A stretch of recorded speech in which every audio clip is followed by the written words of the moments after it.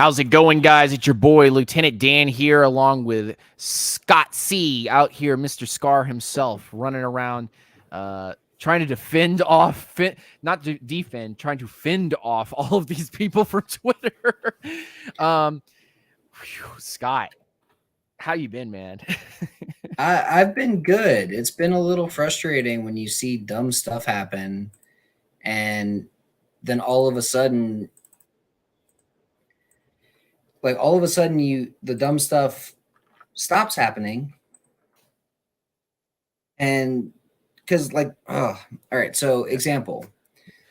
Let's get the audience clued in on what's been going on. So last week we missed an episode and we humbly apologize, but we were both beat. We were completely beat. Absolutely. Jobs were absolutely kicking our butts and we had some personal stuff to take care of. We knew also that if we waited a week, we would have plenty to talk about when it came to Falcons training camp starting, which started this past week. And boy, oh boy, did it start off quick. And it started off heated in the online community as the news started to slowly but surely kind of trickle in that Desmond Ridder is not looking so great at camp. And a couple videos later and a couple practices later, about 4 practices in, and I think the entire Falcons online community mostly was screaming that Desmond Ridder could not throw a deep ball and could not hit a target at all. Day 5 shows up. And Desmond Ridder is lighting up his own defense, and he's taking people's pocket change, and I'm going to kiss your wife. Just whatever he wants. It's almost like practice is there so that you can get better. What? What did you just say? Did you just say practice makes perfect? Oh, I'm Allen Iverson over here. We're talking about practice, man. We're talking about practice. Not a game. Practice. Not a game. Not a game. A practice. Practice. And exactly. And that's what we've been seeing this past week is the Falcons and just surprising things that's been going on at practice. Practice has started up and we've seen a lot of great stuff. So Scott, start us off, man. Tell us what you have seen at practice and tell us where you want to go with the episode, my man. So I haven't been to practice. I've just been following along with the clips with everybody else. I'll be up there on Saturday. I'm excited. First training camp practice I've been to since 2014. Okay. I normally don't have the ability to go up there because my wife doesn't want to make that drive and all of that, and she's going out of town. So I'm going to go up to practice. Make that drive. I'm going to make that drive. Hey, let's go. Because I'm in Marietta, and Marietta to Flowery Branch is not exactly a quick drive. Okay. Hello back there. Yes. We're doing a pod. Oh. Because it's completely broken down, honey. Yes. Yes. All right. Bye-bye. The disappointment in her voice and on her face was that of just absolute. It's gone. I wanted to show you this thing. No, I can't see that thing. Just a deflated. Just the balloon just flies into the wind. Where were we? Oh yeah, practice. Yeah, we're talking about practice. We're talking about okay, Ridder missed Kyle Pitts on his one bad pass of the entire day. He missed Kyle Pitts, right? And it was a little bit behind him. Everybody on Twitter is like, oh man, well, I guess Ridder's not good. And then the very next day, the very same pass is thrown, and it's about a foot in front of Pitts this time, which is exactly where it should be thrown because a foot in front of a guy is where his arm should be. So it's just frustrating because you sit there and you're like, I get that you guys are national analysts, but throw some context to what you're talking about. Yeah, a lot of stuff has been taken out of context and a lot of stuff has been put into a particular narrative, and that's where we're going right now with Falcons football is unless it fits a specific narrative, it's just not. It's not going to go kosher online. It's not going to go kosher with the Falcons fandom. And I think, and this was said online. I think you said it once, and there were a couple others who said it as well. But I don't think Falcons fans want to be hurt anymore. And so if Of course they things don't. are not perfect, which I mean, you asking for perfection in its own right is ridiculous. But if things aren't perfect, they're not accepting it. Yeah. And that seems to be what's going on here. That seems to be the drive for Falcons fans right now. Well, and practice isn't about being perfect. Practice is about trying new shit and seeing if it works. And I don't think a lot of people realize that the more you try new shit, the more you try new wrinkles in the offense, new wrinkles in the defense, new things, and figure out how people really fit together and build that chemistry and build the team the right way. Like, you got three great weapons like Ritter and London, or not Ritter, London and Robinson and Pitts. Getting them all on the same page is what practice is about, is specifically what training camp is about. Because if those four guys are on the same page, it's okay if Scotty Miller still takes some time to really get up to speed. It's okay if Jonnu Smith misses a couple days because he's hurt and may take a little bit longer to get up to speed. It's okay when that happens. I mean, Ritter and Algier and London, they're already all set. Like, they know each other. They've got that chemistry. That's not a problem. Getting Bijan, getting Pitts up to speed, that's what you got to do. And if the first part of Ritter's career, first 4 games of his career is, oh, he's got Algier and London. All right. And then the next, say, 6-7 games is him learning how to work in Pitts and Robinson. And then after that, it's like, all right, well, now we've got Hollins and everybody else we can throw in. And I'll even throw Patterson into that first part for him. It's not about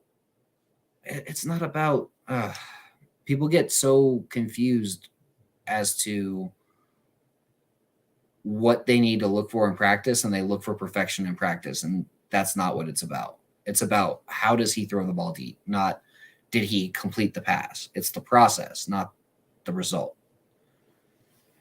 Yeah, I look at the team as a whole and I go, you've got a really, really good set of players out there. And you've got a really, really good set of guys that know what they're doing. There's going to be miscommunication. There's going to be bad points thrown around. There's going to be bad passes, and there's going to be missteps and wrong reads. But this is all part of the game as a whole. Before you actually get out there on the actual product that you're getting paid millions of dollars to play and perform at your highest level. You got to get all of these things ironed out, and all the wrinkles that are going on straightened, so that you can have a completely clean and completely ready offense, defense, and special teams. That all the things that were ailing you, or issues that were going on, communication issues, or just how plays are drawn up, those things can be worked on, and even your own traits and things can be leveled up while you're at practice. And to say that practice has any actual newsworthy notes would be lying to some extent. I mean, even though we are the ones currently just talking about practice and what's going on, but it's more about overreacting who's to it. playing with who. Like, practice is 100% more about, oh, well, this guy's playing with the first team, this guy's playing with the second team. That's kind of noteworthy because I wasn't expecting that. Like, or this guy got hurt, so now, Hennessy got hurt, so now Matthew Bergeron's playing with the first team at left guard, just like almost all of us were expecting was going to happen at some point. But if an injury causes Hennessy to be out and you're throwing in Bergeron, there were people freaking out on Twitter that, it's like Jalen Mayfield. But it's not, because Mayfield had a total of 15 games played at the time he had his starting role handed to him in the 4th week of training camp, in the 4th week of preseason that year, where this is like day 3 of training camp. Bergeron has 40 games played at left tackle, so him moving over isn't going to be a big deal. One spot. Plus, he projected better as a guard anyway. As a tackle, I only liked him in like the 5th or 6th, but as a guard, I liked him in a mid 2. They traded up for him, but I'm not going to quibble over 45 versus 37. Yeah, You know, it's all practice is gauged for is finding out who's going to get an opportunity, where are they currently at their level, and then just after that, it's really just speculation and a narrative driven, viewpoints. So like looking at Bergeron getting an opportunity and he's immediately come out and started performing well. That's a good sign. And that doesn't mean that it translates to every single game over the next, 17 weeks of the NFL season, which we're still, quite some time away from. But you're talking about, Matthew Bergeron has gotten an opportunity and has stepped up to that opportunity. Desmond Ritter has gone out and thrown well. And starting to hit deeper and deeper stuff as they continue to dial that up more and more and more. Kyle Pitts looks healthy, out there playing well, catching the ball well, dropping to that knee very well. Drake London, Mac Hollins, who everybody just kind of said, oh, Mac Hollins, it's, whatever. He's just one of those guys. He's catching a lot of good stuff from Desmond Ritter and from Heinicke. Heinicke is clearly the number 2 quarterback. And you don't have to have the recent comments that Arthur Blank has said about feeling confident that Ritter is the guy and that he can be the future of this organization to give you specific confidence on whether or not that's the truth. The truth is in the pudding. Ritter's out there throwing the ball very, very well. So just looking at everybody as you kind of go down the list of people at a BK, or excuse me, Ebiketti's looking really good, and Malone is looking good, even though I'm not a big Malone guy. And, Anyamata's looking good, and Horn is holding down well. So it's just good. It's good to see everybody kind of getting to that pace. And some of the guys that we expected to not look that great aren't looking that great. Like, I didn't expect Ogundeji to look very good this year, and they're basically moving him to a defensive line role where he'll be lucky to make the roster. Yeah. I was expecting Nate Landman to do a little bit better than others and like kind of compete for the job, but the fact that he's basically taken the number 4 linebacker job and Walker's the number 3 linebacker on the roster, like, that's a big deal. Like, those guys are set, it seems like. And yeah, they went out and signed Tay Davis and Andre Smith and Mike Jones Jr. in free agency. And they might end up cutting all 3 of them before final cutdowns. Yeah, like looking at the roster as a whole, I was remember when we did that roster breakdown and kind of guys that we were thinking maybe those guys will stay, maybe those guys will go, kind of the list up. And as you guys can see up on the list here, it's really interesting to look at the entire group and go, obviously Grady Jarrett's going to be there. Calais Campbell has been absent from camp and really just kind of been doing his own thing. Taquan Graham has looked solid during camp. Anyamata looked solid during camp. And Zach Harrison is playing himself into a potential starting role. Yeah, like motoring over people. Like, and Ellis and Horn are basically competing for that 6th defensive lineman spot on the roster. Yep. Yeah. And nothing against Carlos Davis or Alvin Huggins or, Joe or LaCale, but I think the line is set. Guys that are supposed to show up are showing up. So as far as defensive linemen are concerned, as far as DTs are concerned, the group looks good. The group looks very, very good. What have you seen from the edge defenders? So Ebiketie, Carter, the starters look like it's going to be Dupree and Carter early in the year. Yeah. But Ebiketie is getting more and more run with he's getting a lot of run with the ones, but he's getting more and more run with the ones from what I've been hearing. Especially in the 11 on 11s. Malone is starting to work his way in a little bit more with the ones. Ogundeji is starting to work his way out with the ones. Touré's there for 2 as a 2. Like, he's absolutely a 2. Teray, Ellis, Gaziano, those three guys, it would not shock me if all three of them wound up on the practice squad at the start of the season. Yeah, I wouldn't be surprised if those guys end up on the practice squad. Malone has been the biggest riser from this first couple of days of practice. He's really shown out well, and I was not expecting that. And also, Malone came in bigger than I thought. Definitely looks a little more swole. I think people underrated Malone because he went to Western Kentucky. Yeah. And didn't get to see a lot of them, but he probably should have transferred to Georgia when he had the opportunity after his junior year. Linebackers have been successful. Caden Ellis. We've seen the Troy Anderson and Caden Ellis versus Bijan Robinson discussion, which has been interesting in its own right. Bijan kind of toasts everybody, even toasted Mike Hughes as of, what was it, yesterday or today? It was today. Which was just like Bijan Robinson, man. That's going to be wild. But we'll get to that. But Caden Ellis and Troy Anderson out there, they're going to be the starters most likely. And then Walker and Landman look like they have been designated as the twos. They have, it looks like they are the twos. I haven't really seen anything else from the rest of the linebacking group. So they've been running some 4-3 alignments, and the strong side linebacker on the 4-3 alignments has more or less been Bud Dupree or D'Angelo Malone, where the strong side or the weak side end has been Ebiketie or Carter. Right.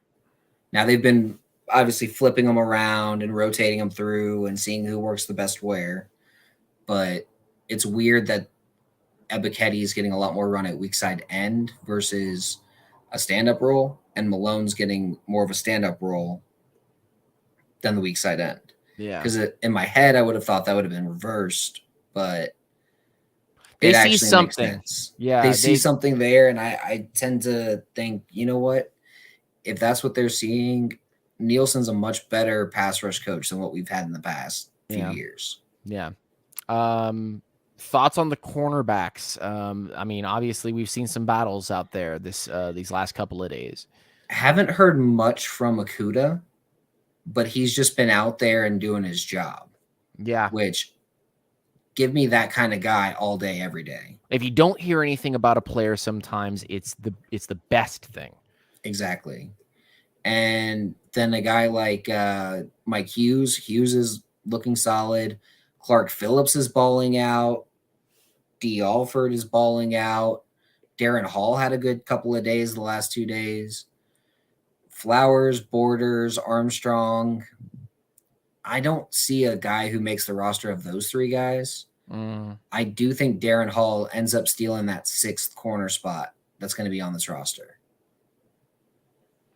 It's a good group because the group is got a lot of very feisty fighters, and it's one group right now that I'm looking at and going, I could see them in the near future adding more to this group. I mean, there's a lot that can happen from now until obviously free agency next year. But yes, I see a lot of potential from this group, but definitely more to be added to this group. And just like with the corners, the safeties have really not been talked about a lot, except for Hawkins and Grant, who seem to be making a lot of plays. Coaches are saying their names a bunch. So that's good. And they're kind of avoiding Bates when they throw balls out there. Yeah. Which to me is just as good as him making big plays. Yep. Yeah, if the quarterback is avoiding you, there's a reason for it. Yeah. And they've been avoiding Terrell out there a lot too.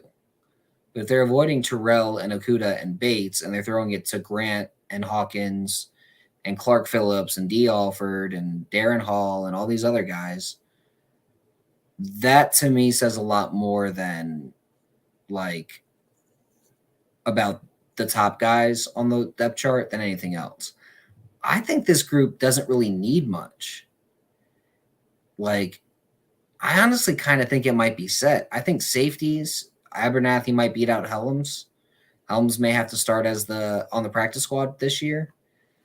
But for the most part, I think it's a good group. I think the secondary is much better than it was in the past few years. I can't tell any position, even if you switch to the offensive players, I can't tell you any single position that we currently have right now that hasn't been upgraded.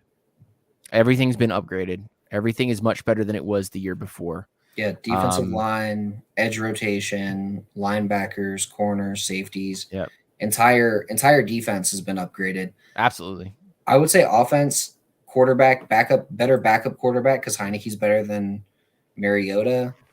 You add a Bijan Robinson to the top of a group, that's just going to make everybody better. Wide receivers look better. Tight ends look better. Kind of the same, but like Kyle Pitts is actually healthy this year. Offensive line as a whole, yeah. I think they need a better swing tackle. I don't think Jalen Mayfield's the guy. Mayfield is not going to make it through this camp. I don't think he does either. I don't think Vrabel does either. I think both of those guys are probably kaputs.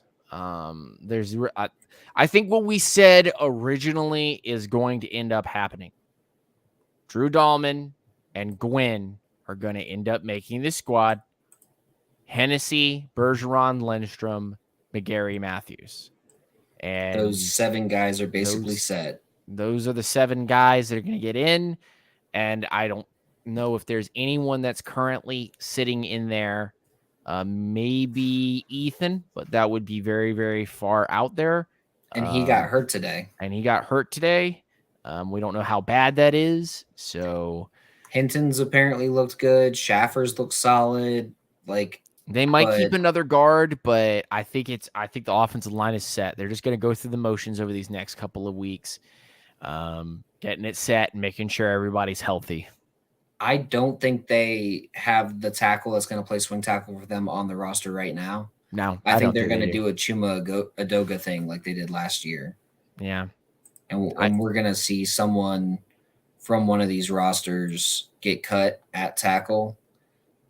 And it might be a somewhat surprising player, but, someone along the lines of like a Connor McDermott up in New England. Yeah. Or, maybe a Billy Turner up with the Jets. Maybe La'el Collins gets cut when he comes off the puck. So, I mean, there's a lot of guys out there that you look at the rosters and you're like, man, this guy's going to get cut. This guy's like not that good. Why did they draft this guy for this team? Because it doesn't make sense. 6th, 7th rounders that for other teams that might end up coming here. JJ, like let's bring it out of the offensive line for a second and back over to the wide receivers and tight ends and whatnot. I think JJ is gonna end up potentially making this roster. After what I've seen, I like what Hart's doing. I like what Hodge is doing. Scotty Miller's doing his thing. But man, listen. I've got a hot take. Okay. London, Hollins, Miller, safe. Hodge, not safe. I think JJ Arcega-Whiteside. I think Penny Hart. I think Frank Darby make the roster. That's probably closer to the truth.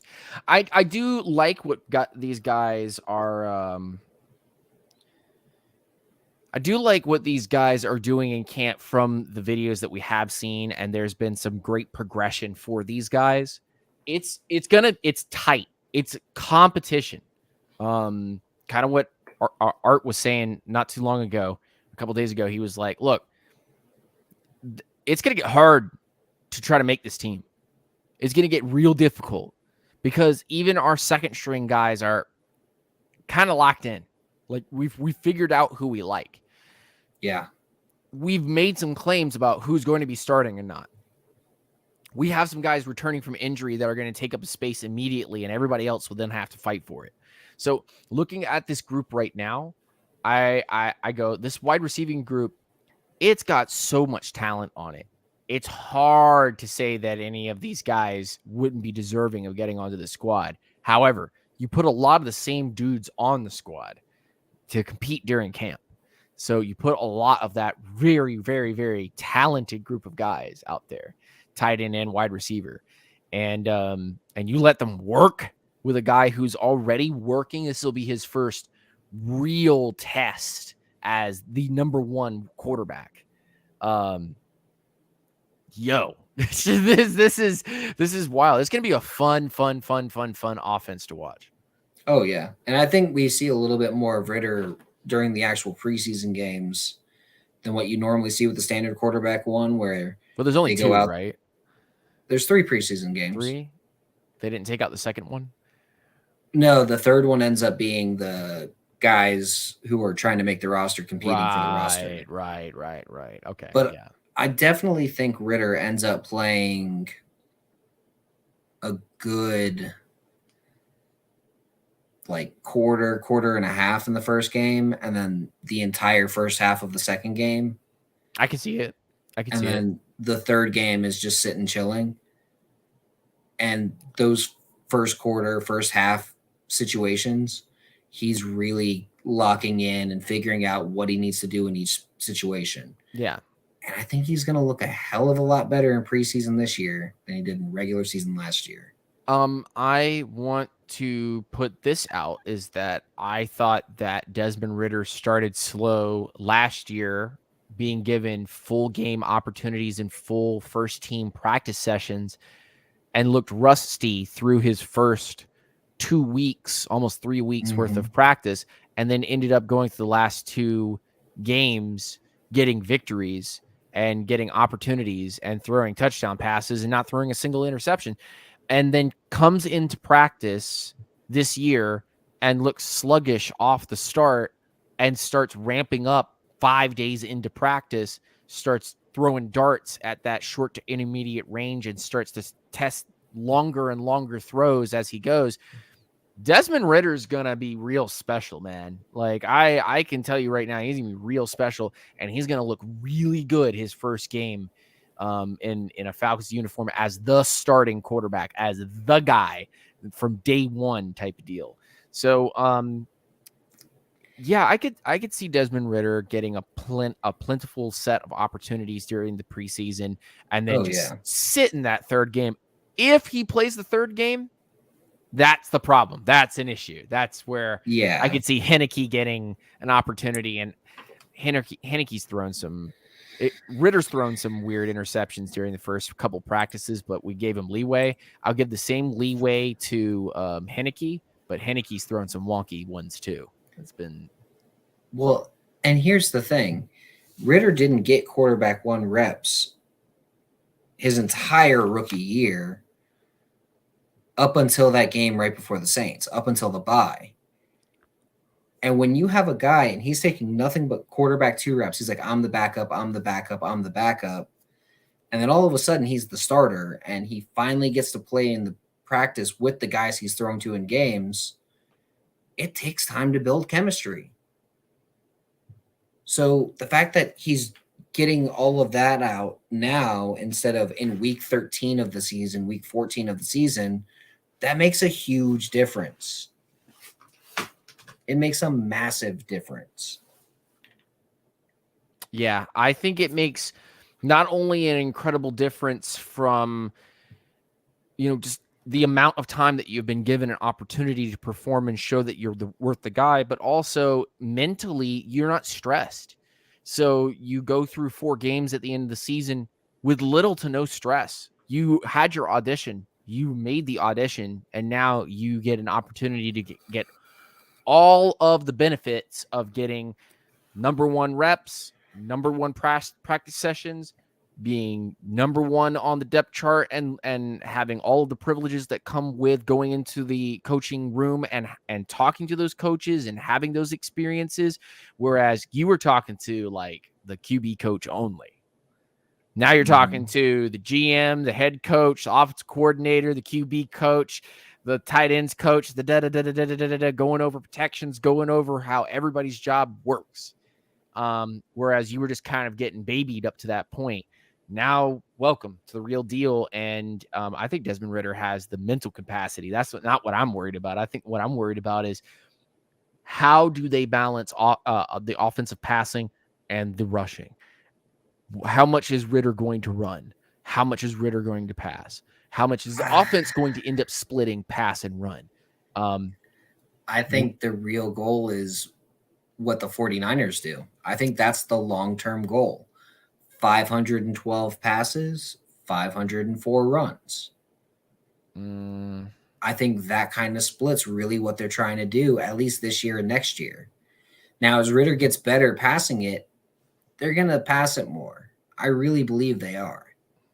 And I think they're going to have to, because Arthur Smith's going to go out there and look at the team and go, Ritter's good. Yeah. You know, the passing is good. I think they know that, though. I think they know that. I think they've watched not only all that Cincinnati tape, but I think that 4 games worth of playtime gave them complete and utter confidence that Desmond Ridder is the guy, without question. I think the thing, and this is what you were just mentioning, is I don't think that it's hit them how good Desmond Ridder is, how hot he can get as more momentum happens. And I want every single person that listens to this, if you get an opportunity to hear this podcast, to go and watch Desmond Ridder's final season of play at Cincinnati, even that playoff game. And I want you to tell me, how ramped up was that team and how hot Ridder was getting later and later and later and later and later into the year. This is the kind of quarterback you want. There are 3 things you have to have when you want to win the Super Bowl.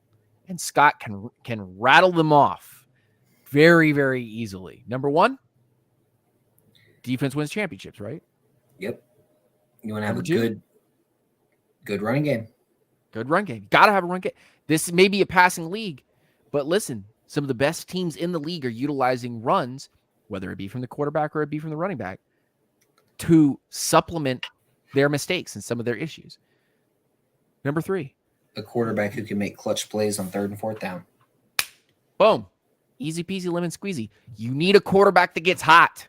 Yep. Later in the year, you need a quarterback that gets stable towards the end of the year, because if you have a stable quarterback at the end of the year, guess what? You're getting into those final 3 or 4 games and potentially going on that run. You need a defense that makes the plays, and you need a quarterback that gets hot. So I was talking with an analytics guy that I'm buddies with, who worked for the Vikings, works for NFL Network now. And he was like, have you ever looked at 3rd down and 4th down success and a guy's rookie year, sophomore year, and seen how it affects his long-term career? And I was like, are you going to give me the stats or do I have to do the research?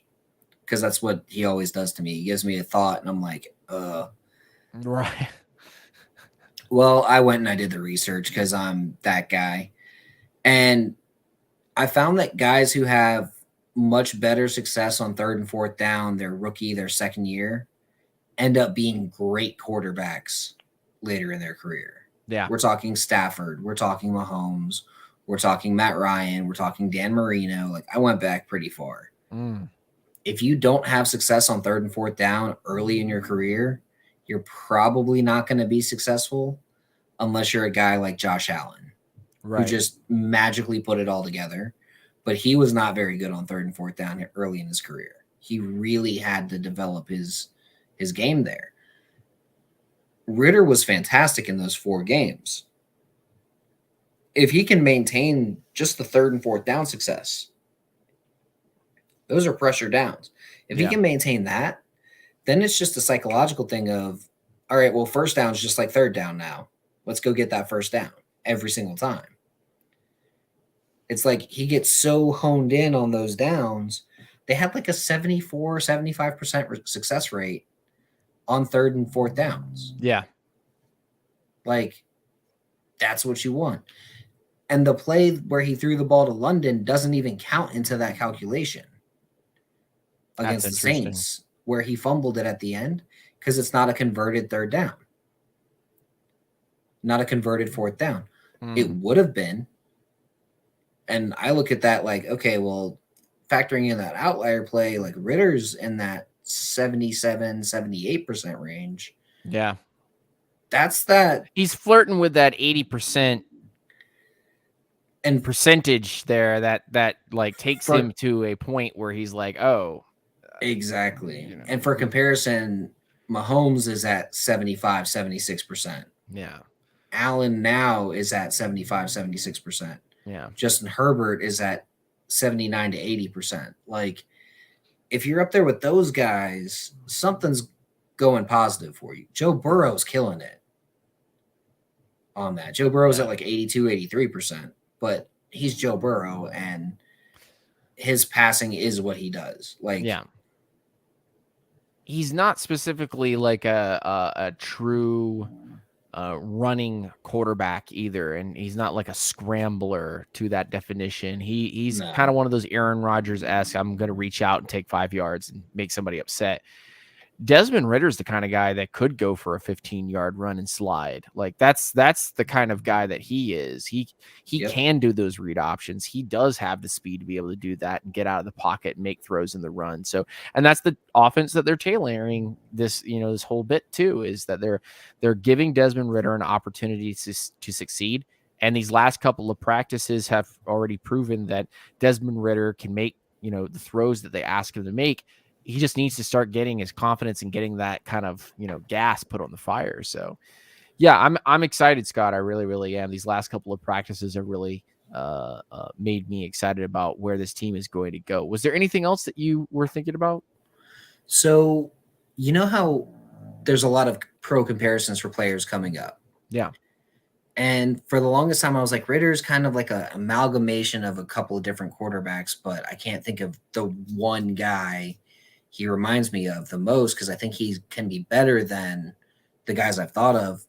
And like Alex Smith, but like if Alex Smith didn't have 5 different offensive coordinators and multiple shoulder injuries the first 5 years of his career, like I think that's what Ridder could be. Like, what do you think Alex Smith could have been without those shoulder injuries, without having a new coordinator every year, with absolutely completely different schemes too? He had Norv Turner, Mike Martz, like I think one of the Schottenheimers, like just absolutely all over the wall with the different schemes he was with. So what do you think Ridder could be like? What would Alex Smith have looked like if he had gotten into an Andy Reid scheme right early in his career? And there's a lot of Andy Reid influence on this offense through Ragone, through, there's a lot of Shanahan influence through Yates, through Smith. There's a lot of Munchak influence, which Mike Munchak was an offensive genius when it came to the blocking schemes. Rest of the team he had trouble with, but the blocking schemes that this team employs, Mike Munchak has his fingerprint and out in Arthur Smith's scheme. And that's who Arthur Smith learned how to be an offensive line coach from. Yeah. Yeah. It's a group right now that has an offense that can evolve. You don't ever want an offense that is like, this is what we play. We know our deficiencies. We're just going to put players in positions where our deficiencies are and try to overcome that with athletic talent. And some teams do that because they have no choice, because this is just how we're going to run our offense, or this is just how we're going to run our defense. And so I think, to a fault, because of evolution of the game and how it's kind of played, through evolution, we look back into the past and we say, a lot of this stuff still works. A lot of this stuff is still very capable of being very, very strong, very good for you.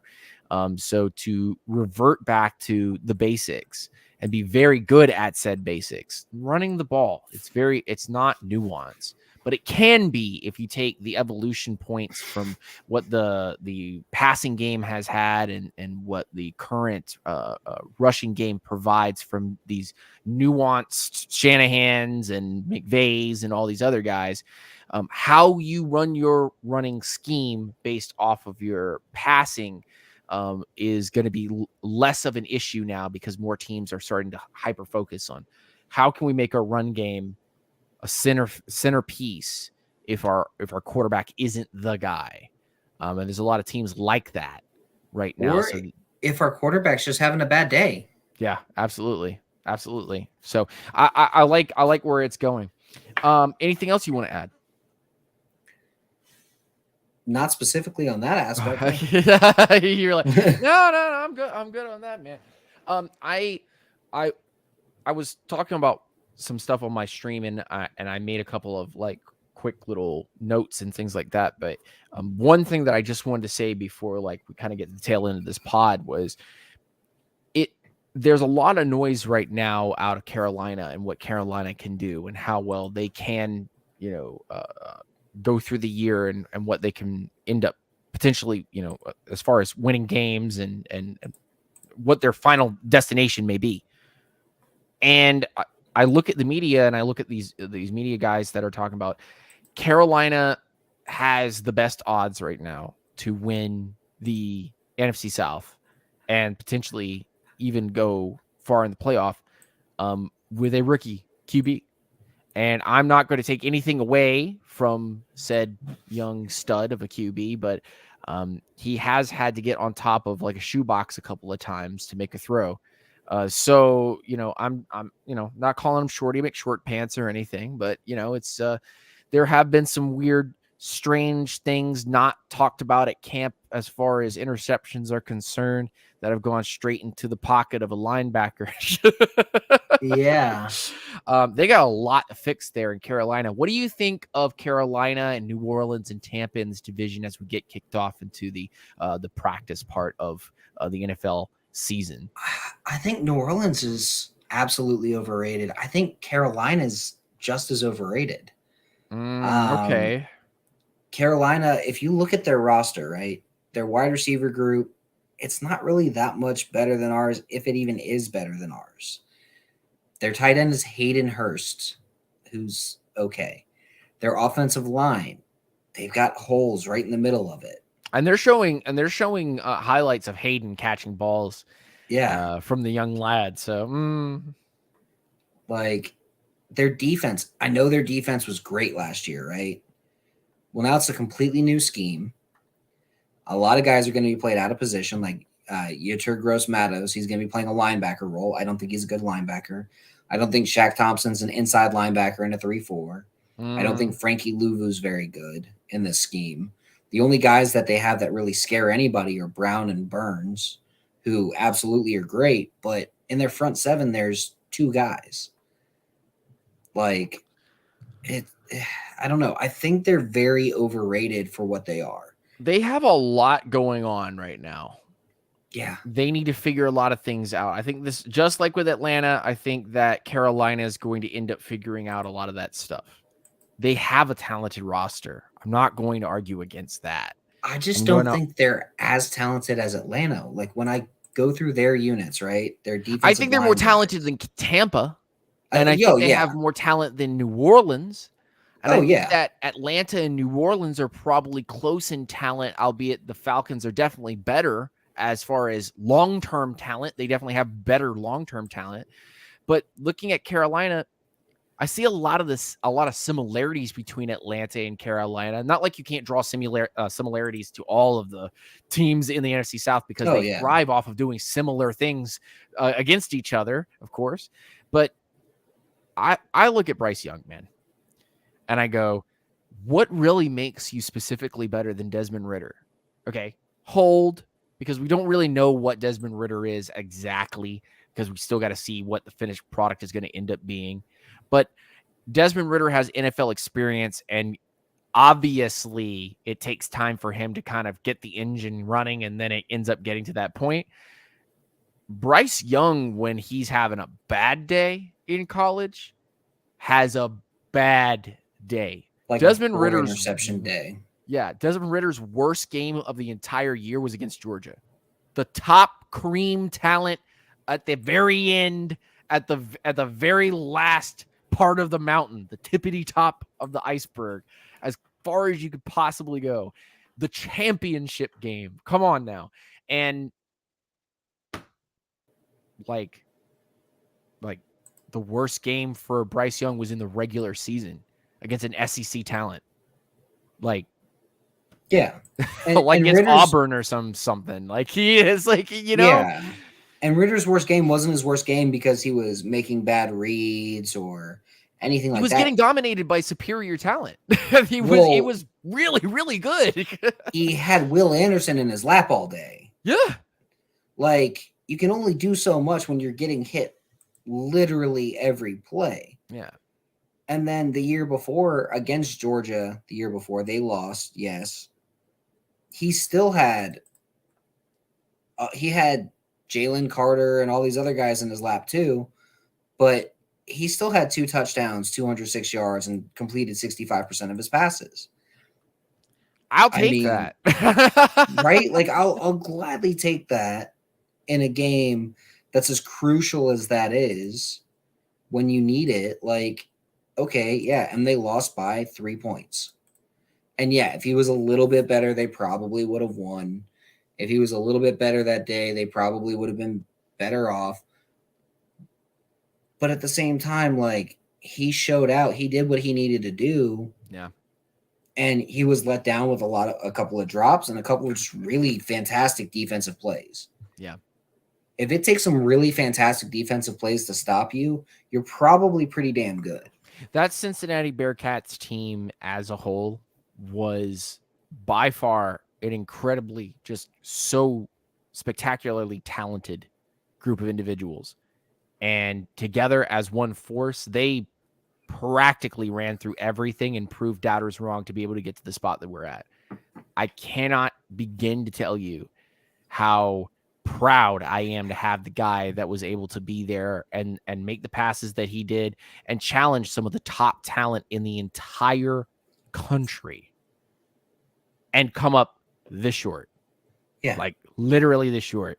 And that guy then coming to the NFL and getting 4 games to prove whether or not he should be the guy that they're gonna promote as the franchise dude, and to go 50-50 in his first 4 games as a rookie. He still hasn't lost a home game since college or since high school. You know what it would look like if the Falcons win every home game this year? If the Falcons end up winning every single home game, I need somebody on Falcons Twitter to start banging the table for the Falcons are undefeated at home. Yeah. When was the last time we were undefeated at home? Like not a single loss, no draws. Like completely think about undefeated. it. And 16? And the schedule kind of, I think it might have been 16. And the schedule kind of suits it too. Like Panthers, Packers, Texans, Commanders, Vikings, and Saints are the 2 hardest games so far. And then Bucks and Colts. Like, it's not exactly the toughest schedule at home either. So if they can, I know it wasn't, there's got to be a season they won more than 10 games. So not 2016 because they immediately lost at home the first game against Tampa, 31-24. So that's not it. 2015. No. Perfectly average in 2015. 17. No. Well, not that one. As soon as I see a loss, I'm out. Like you can't. Wasn't 12, wasn't 11, wasn't 10. Wasn't 18, wasn't 19. I don't think have the Falcons ever gone undefeated at home? I don't think they ever have. So if the Falcons go undefeated at home this year, that's 8 out of 10 wins that you need already? If the Falcons go undefeated at home this year, we're looking at a team that's probably going to end up 12-5, if I had to guess. Okay. I think I may have found it. Hold on. What year? What was their record in 1998? Oh yeah, 14-2. Yes, but were the 2 losses away games or home games? I'm pretty sure they were away games. If that's the year, if that was the last time the Falcons at Jets, at Niners. Yep. Last time at Jets, at Niners. Oh man. If Ritter could be undefeated at home. if he can be 500 on the road and undefeated at home, that's 12 wins right there. Gosh. That's Could you 12 imagine right the there. Falcons coming out with a 12-6 record? 12 and 5 record. 12 and 5. 12 and 5 Yikes. record. You come in with a 12 and 5 record into the playoffs. That's a 2 seed at minimum. 12 and 5 is probably 2 or 3 seed, but let's pretend it's 3. Okay. So yeah, worst case 3 seed. So you get a home game in the 3, wild 4, card round. 3, 4, 5 are all playing at home against. No, did I get that wrong? 2, 3, 4 play against 5, 6, 7. 2, 3, 4. 2, 3, So then you 4, get 6 5, seed, 6, 7. Yeah. Yeah. Who's probably like the Cowboys or something this year. Philly's winning their division. If Atlanta won their division, San Francisco's probably Seattle's probably winning their division. Seattle's probably winning. Well, it might be Seattle or San Fran, but San that's Fran the still 4-5 hasn't gotten game their anyway. QB situation done. That's the 4-5 game right there. Yeah. And then so they get like Dallas or maybe Carolina in that situation. Maybe it's New Orleans. Maybe it's the Rams if the Rams have a nice comeback with no defense and just all offense, no D. Like all O, no D. Oof. All O, no D. Like that. I mean, that's basically what I see the Rams doing. Rams are either going to be like 10-7 with the number 2 offense in the league, or they're going to be like 3-14 and absolute dog shit. Yeah. Like there's no in between for them. I think it's very hard for them to have a particular in between. I guess Bears or Packers for the top division, Falcons or Panthers for the South, or the Vikings. Vikings I have less faith in, but no, I'm saying as a wild card team. But okay, who out of all of those teams is winning more than 12 games? Philly? Let's see. Philly's definitely winning. I see Philly. I see 12 Dallas. Or 13 games. But the thing is, Philly and Dallas both winning 12 plus games doesn't do anything. Yeah. I think maybe San Fran can win 12 games. The NFC's wide open. Mm-hmm. Mm-hmm. Like a 12-win Falcons team is probably third or second, like you said. Probably third or second. This year, it's probably a 2 seed. And you get to play at home. Cool. Yeah. You have home field up until the NFC title game, and maybe even during the NFC title game, barring an upset. Yeah. Yeah. And if you can win those first 2 and you're at home because of an upset, say the 4 seed or the 5 seed Dallas, right? 5 seed Dallas beats the 4 seed Seattle, or in this case, Minnesota, we'll say. Dallas beats Minnesota, and then Dallas goes and beats Philly at, in Lincoln Financial, and then they come over here. The Falcons have a potential to actually go to a Super Bowl if they can go 12-5 this year.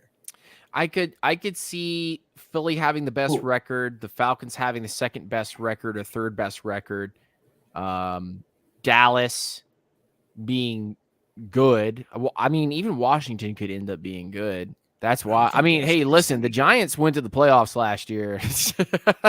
I think the Giants could be the 6 or 7 seed as well. Like I could see the Giants backing into the playoffs too. I think only 2 teams from our division end up getting in. I think only one. Yeah, one. Oof. Yeah, I think that could happen. I think there's going to be one team that's really good, and the other teams end up being absolute dog shit if the Falcons win the division. Yeah, I could see that. It's going to be, for whatever reason, like New Orleans ends up going 11-5, and then the Falcons are like 10-6, and then we're the 6 seed or the 5 seed. Behind. Yeah, I'm looking at stuff on here, and I'm going. I think the Falcons could very, very much be the 2 or 3 seed based on what they're doing. But if Carolina for whatever reason ends up beating Atlanta out, Atlanta would have to have a heck of a record going through it. So I could see the Falcons getting to a 10-6 and making the playoffs on a wild card. I could also see the Falcons completely winning the division by 2 more games than that 10-6, end up going, 12-5 or whatever that is. So I always like to give a range, 10-7. right? Yeah. So like my range this year for the Falcons is between 9 and 11 games. Now, if they get some lucky bounces their way, they could easily win 13 games. Like very easily win 13 games with some lucky bounces their way. They were -4 games last year in one-score games. Yeah. They were +2, I want to say, one-score games the year before. That's got to even out somewhere, and that those one-score games are basically 50-50 thing. Yep. And I think they win a lot more two-score games this year. I think the Falcons have a very good opportunity to do some great things, and the training camps have really kicked off and shown us some great stuff. I would like to see Kyle Pitts healthy. I like seeing what Desmond Ritter is starting to produce in camp, and the defense has just looked like it's been swarming and kind of sharpening the offense and making it better. So that's all you can ask for at the end of the day. And you're right. I think this Falcons team has a very good chance of potentially going to the playoffs based on what we're seeing. But of course, we have more camp and more stuff coming up in the next couple of weeks. The Falcons continuously working on what's going on. We'll report on more news and notes as we get them, whether that be through the Twitter at TalkingDBPod, or you can hit us up here on Twitch or on YouTube, wherever you end up catching some of our material. Scott, it was absolutely fantastic to do the show with you today. Rise up, good sir. Rise up.